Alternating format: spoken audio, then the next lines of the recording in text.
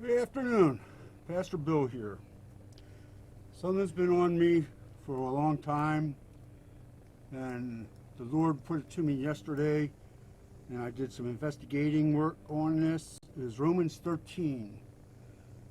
And it's been bothering me for a long time, even when I took my classes for seminary to be a minister, that something is wrong with us. When we read the Bible, that, we're to submit to the government. Now, in doing research yesterday and today, that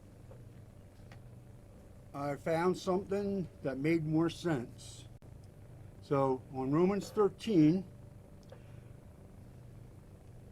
1 says, "Let every soul be subject to the governing authorities, for there is no authority except from God. And the authorities that exist are appointed by God. Therefore, whoever resists the authorities resists the ordinance of God, and those who resist will bring judgment to on themselves." Well, with my research, I found it on GoodFaithMedia, and its context is key to interpreting Romans 13:1-7, written by David May. A critical factor by biblical interpretation is context. Nowhere is this point truer than Romans 13:1-7.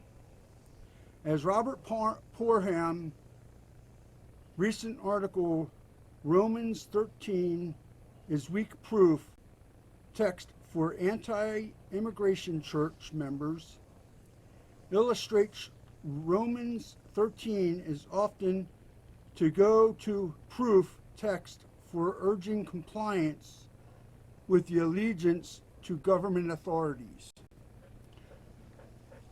And that's what it's telling us right here in the Bible. All right? And I haven't had a good feeling on this for a long, long time.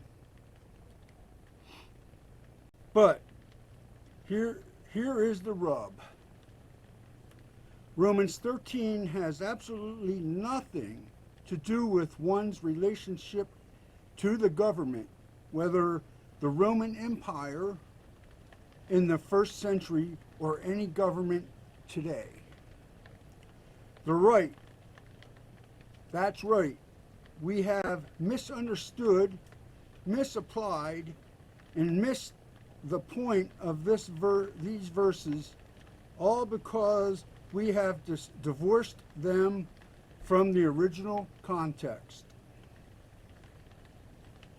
The original Judean context, specifically believers worshiping in the Roman synagogues, makes all the difference in the world how verses 1-7 are understood.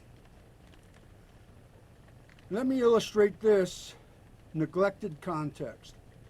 First, rarely does a reader consider it odd that these few verses suddenly appear out of nowhere related to the Roman Empire and taxes.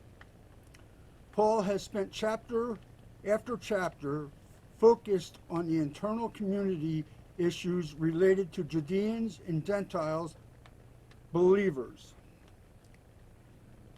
Why does Paul change direction from dealing with these issues and decrease to a totally off-the-wall subject about Roman rule?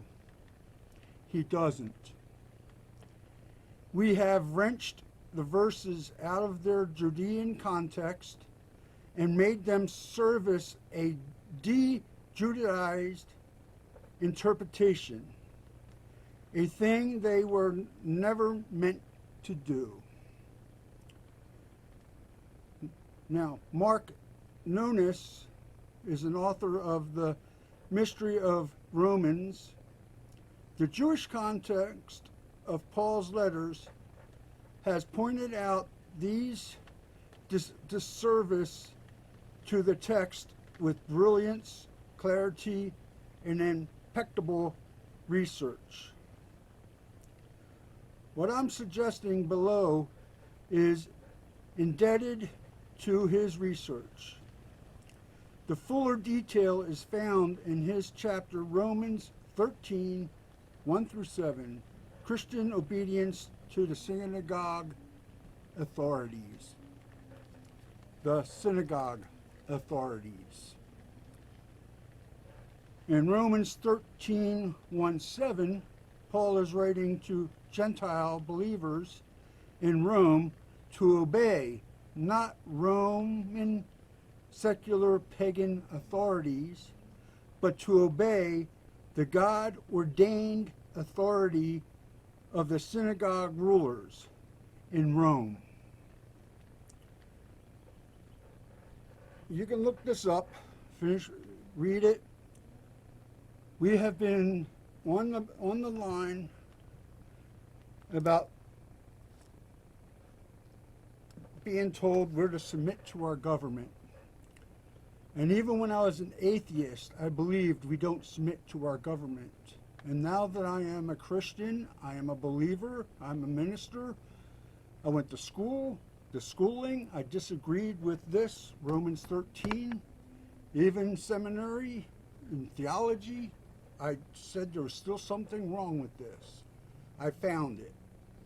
We have been fed information through our lives to believe that we're to submit to authorities. Yes, we're to submit to pastors, priests, ministers, anybody that teaches the word and has ordained from God. We have been turned around.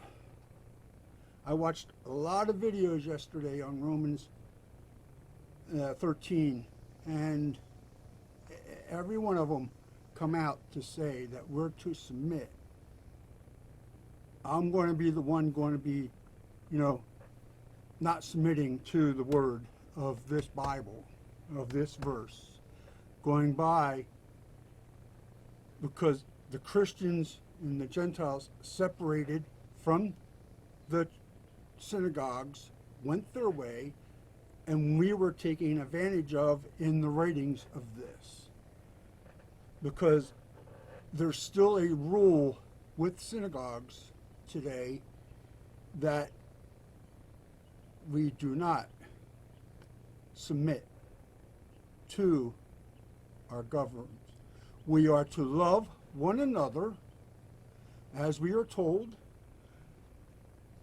in Romans 13, 8, or 9, for the commandments, we were to love, owe no one anything except to love one another, for he loves another has fulfilled the law.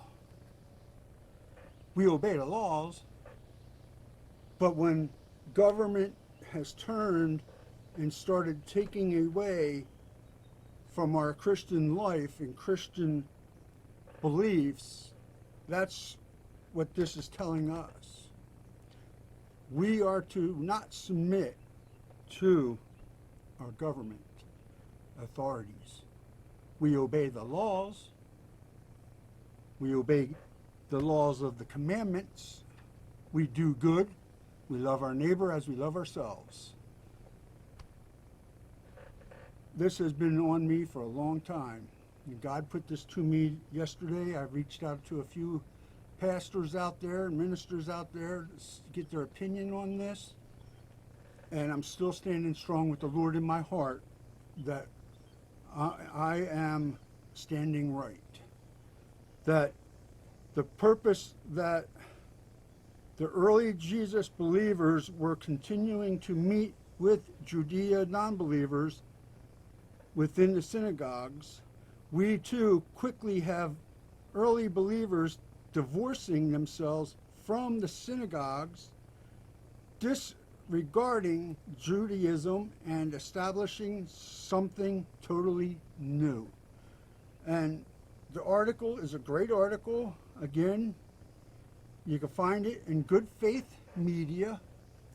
It's called Context is Key to Interpreting Romans 13:1-7.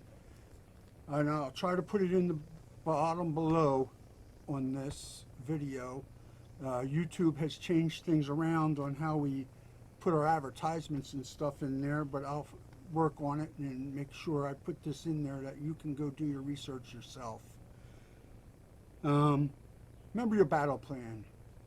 Pray, fight, and trust. It's not over until God says it's over. Keep on fighting till your victory is won. God bless and have a great day.